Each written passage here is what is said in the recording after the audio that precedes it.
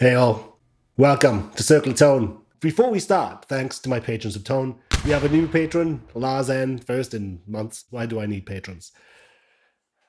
I'm not sure if you can see in this cavity. See this guy? I'm sure you have all slid a nice hard 9 into your cavity, into your back cavity before.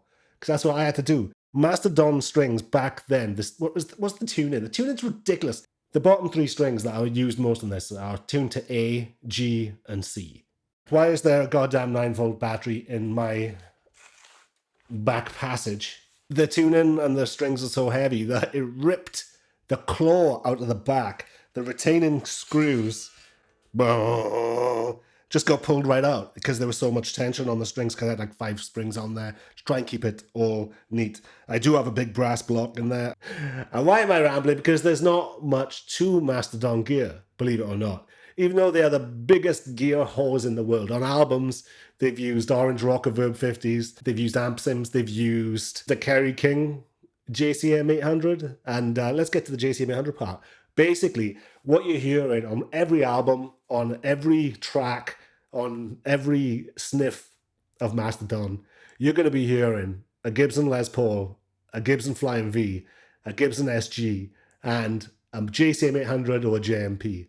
And sometimes they use a Gibson style guitar, like a Yamaha SG 2000. And I used one of those style guitars on my Susie and the Banshees video. They are really meat and potatoes, despite them being massive gear horse and just playing everything under the sun. I think they were like kids in a candy store with Gibson until they realized how terrible at the time under the old management, when it came to Gibson's artist relations back then, were just absolute trash. Everyone was jumping ship back then.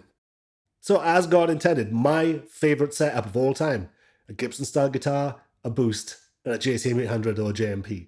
On March of the Fire Ants, why did I do that track?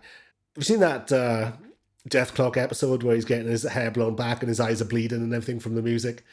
When he was coming up from the depths, literally in a submarine. That's how I felt when I first saw Mastodon, because it just so happened, because I'm a bit of a audiophile when it comes to gear. I've always had like massive stereos, and I just happened to have my TV with MTV hooked up to a huge stereo system, and I had it turned up, and Mastodon March of the Fire Ants came on. First time I had ever heard them. And I was like, what the fuck is this? And the kicker is I could not find out specifically what was used on that. It doesn't sound like the usual G12T-75 speakers. It doesn't sound like a vintage 30. It sounds like something pretty crazy in the top end. It could even be the Anthrax speaker, the 80s. Who knows? But I don't know. I don't know what they used on that. I don't know what strings they used. I don't know what guitars they used. Because despite that being my favorite song, I couldn't figure out the tone. And I tried everything. But the closest I got was with a friend of the show, Silas. He sent me his brand new pedal. Basically a Heavy Metal 2 style pedal with a boost, but with more frequency tweaks if you do extended range. Fantastic for 90% of metalheads. He said, try it on different stuff. So I tried it on the bass, and I loved it on the bass.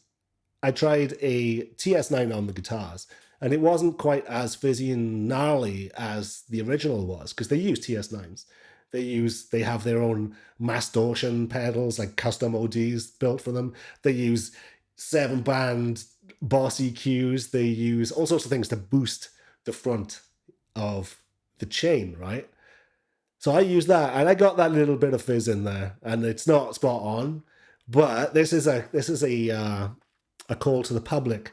What did they use on March of the Fire Ants? It's the only album I couldn't find practically all the gear on. If you want to know specific gear for specific albums, there's going to be a list of all sorts of stuff in the description, but it's a Gibson, it's a boost, it's a Marshall, and then whatever speakers, because the speakers are one of the most important parts in the chain when it comes to the frequency spectrum that you can get. Also, microphones might have been a bit different on this. I don't know what mics they use. I don't think it was a basic SM57, because they can't really get that fucking spiky high end. How low can you go? Brutality. That was Mastodon. No. Brent Hines. Absolute genius. Fucking This band is one of the funniest bands in metal. I actually like their documentaries and their interviews just as much as I like the music. They could literally be stand-up comedians. I've actually met Brent Hines, and he was a complete dick. And what have I said? What have I said? In metal, there aren't enough assholes in metal anymore. And he is a good guy. I know from other people in the business that I know that he is like a really solid dude. We must not have been having a good day, because I went to like shake his hand and everything, and he basically barged past me, pushed me out of the way. He was walking through a crowd at the time, so maybe he was getting a bit too much attention that he liked, but he was with bouncers and everything, because they are big time Charlies now. So yeah, and speaking of Gibson, it's pretty funny that they left after being probably one of the biggest like proponents for Gibson that you could have in metal at the time. It's the same thing happened to Static X with Epiphone and Gibson. They just were not taking care of him, despite him putting it on every album that, you know, I'm a Gibson artist and things like that. They just didn't take care of him. So I think JC, what would JC do with Gibson? Honestly, he's doing a better job. He is doing a better job. I like the moves they've been making. I like the guitars they've been bringing out. They're still a bit shifty on the finance side of it. But if I take myself away from them trying to sue everybody, maybe they'll be going after Yamaha now, after the Yamaha SG2000, huh? Because my video. Sorry, Yamaha. Your Pacifica was awesome, and then now they're shit. I don't know what you did.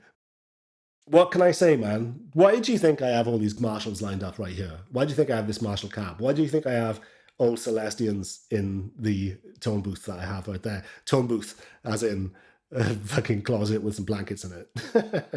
Mastodon. What can I say? Brilliant band, brilliant lyrics, brilliant soundscapes, brilliant concepts, brilliant videos, amazing live. Although, when I did see him live, Death Clock actually blew him off stage. I was like, what the fuck? So the secrets, camaraderie. They've been together for so long. They have an amazing drummer. How often do I go on about drummers being like think of all the new bands that are out right now that have amazing relationships with their drummer. Gojira, you know, his brother's on drums. That is the difference making, not easy drummer. That's why mine sounded a bit flat. You gotta admit, when my riff came in, as if you don't know,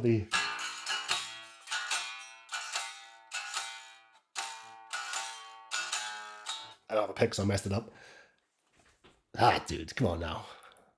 So Mastodon, if you ever need, a substitute for a tour with all the shit that you keep on going through, just call me up, man. I can do all of it. Blah, blah, blah. Widdly wah.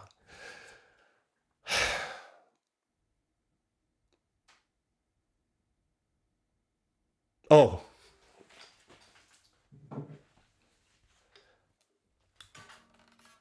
Don't say I never give you anything.